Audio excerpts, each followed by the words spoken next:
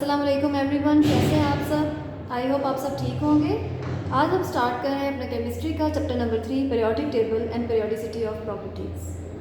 आपको पता है बहुत से एलिमेंट्स डिस्कवर हुए थे और वक्त के साथ साथ नए एलिमेंट्स डिस्कवर हो रहे हैं। उस टाइम पर 63 एलिमेंट्स डिस्कवर हुए थे। उन 63 एलिमेंट्स को एक क्लासीफाई करना, एक पीरियोडिक टेबल की फॉर्म में लेके आना बहुत ज़रूरी था ताकि सेम एलिमेंट्स वाले प्रॉपर्टीज़, सेम एलिमेंट्स जिनकी प्रॉपर्टीज़ एक जैसी हैं वो एक साथ हों ताकि हम उनकी प्रॉपर्टीज़ को इजीली स्टडी कर सकें। तो बेसिकली उन एलिमेंट्स को स्टडी करने के लिए, प्रॉपर्टीज़ को स्टडी करने के लिए, क्लासीफाई करने के लिए साइंटिस्ट ने बहुत सारी एफ़र्ट्स की, जिनमें सबसे पहले हम पढ़ते हैं आज डोब्राइनर एक साइंटिस्ट था, उसकी एफ़र्ट्स क्या थी।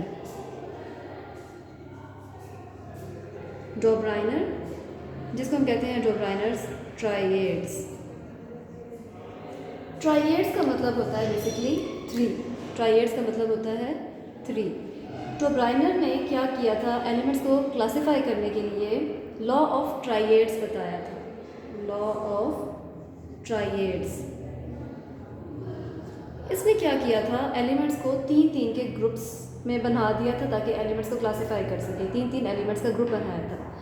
अब उसने किया क्या था, उसने ये कहा था अपने लॉ ऑफ ट्राइएड्स में कि अगर 3 एलिमेंट्स हैं तो फर्स्ट और थर्ड का अगर हम एवरेज निकालें तो वो सेकंड के इक्वल होता है। करके देख सकते हैं आप जी, मतलब इसका एवरेज निकालेंगे, इन दोनों का एवरेज निकालेंगे तो इन दोनों को ऐड करके उतने ही नंबर से डिवाइड करेंगे, यानी कि 2 से। अब यहाँ पे 2 आया तो ये दरमियान वाले के इक्वल आ गया। इसमें से एक एग्जांपल बताई थी, इसने 3 एलिमेंट्स का ग्रुप बनाया, जैसे कि calcium, strontium and barium. Calcium का था एटॉमिक नंबर 40, स्ट्रॉन्शियम का है 88 एंड बेरियम 137। अगर हम अब इनका एवरेज निकालें तो ये हो जाएगा 40 plus 137 divided by 2 which is equal to 88.5 something, और ये भी इसके इक्वल है। तो अकॉर्डिंग टू इसके लॉ ऑफ ट्राइएड्स, इसने 3 एलिमेंट्स का ग्रुप बनाया, फर्स्ट और थर्ड का एवरेज निकाला, और जो आंसर आता है इसका एवरेज का वो दरमियान वाले एलिमेंट के इक्वल होता है। इसने जो ये मेथड बताया लॉ ऑफ ट्राइएड्स एलिमेंट्स को क्लासीफाई करने के लिए, इसको इतनी एक्सेप्टेंस नहीं मिली। एक्सेप्टेंस क्यों नहीं मिली? क्योंकि इस तरह से इसके इस मेथड से, मेथड ऑफ क्लासिफिकेशन से, लॉ ऑफ ट्राइएड्स के मेथड ऑफ क्लासिफिकेशन से कुछ एलिमेंट्स को क्लासीफाई कर सकते हैं। बहुत ज़्यादा जब एलिमेंट्स हमारे पास हो तो हम उनको क्लासीफाई नहीं कर सकते। इसलिए जो डोब्राइनर्स ट्राइएड्स था, इसका ये मेथड ऑफ क्लासिफिकेशन, इसको एक्सेप्ट नहीं किया गया। ठीक है, आगे हमें स्टार्ट करना है न्यूलैंड्स ऑक्टेव्स। न्यूलैंड्स ऑक्टेव्स, उसने भी कुछ एफर्ट की थी एलिमेंट्स को क्लासीफाई करने के लिए। अब न्यूलैंड्स ने क्या कोशिश की थी,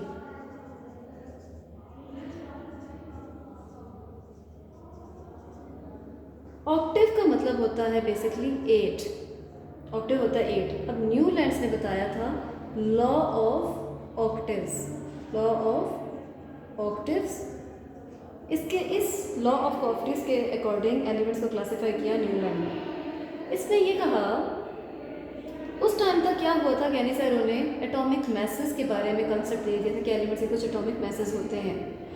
तो जब हम अकॉर्डिंग टू इसके लॉ ऑफ ऑक्टेव्स, न्यूलैंड ने क्या कहा था कि जब एलिमेंट्स को हम अरेंज करते हैं in the increasing order of their atomic mass, elements को जो हम अरेंज करते हैं in the increasing order of their atomic mass, तो उसने ये कहा था according to law of octaves, इसका मतलब होता है 8, कि हर 8वां एलिमेंट जो है वो उसकी प्रॉपर्टीज रिजेंबल करती हैं पहले एलिमेंट से।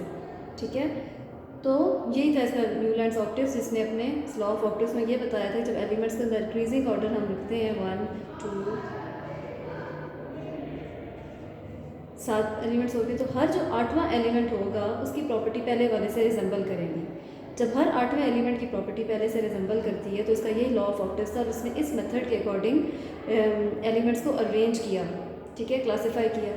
लेकिन अब न्यूलैंड्स के इस लॉ ऑफ ऑक्टेव्स को यूज़ करते हुए इसके इस मेथड ऑफ क्लासिफिकेशन को भी एक्सेप्टेंस नहीं मिली। क्यों नहीं मिली? क्योंकि इसने कोई ब्लैंक स्पेसेस नहीं छोड़ी थी अनडिस्कवर्ड एलिमेंट्स के लिए। आपको पता है उस टाइम तक सिर्फ 63 एलिमेंट्स जो डिस्कवर हुए थे, वक्त के साथ साथ नए एलिमेंट्स डिस्कवर होते हैं। तो इसने क्या किया था, जो नए आने वाले अनडिस्कवर्ड एलिमेंट्स थे उनके लिए ब्लैंक स्पेसेस नहीं छोड़ी थी।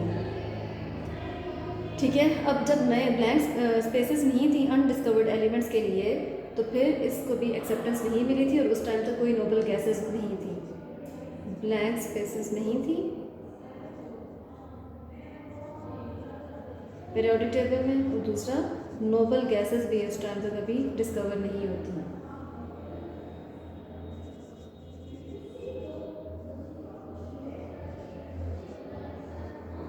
तो ये थे दो साइंटिस्ट,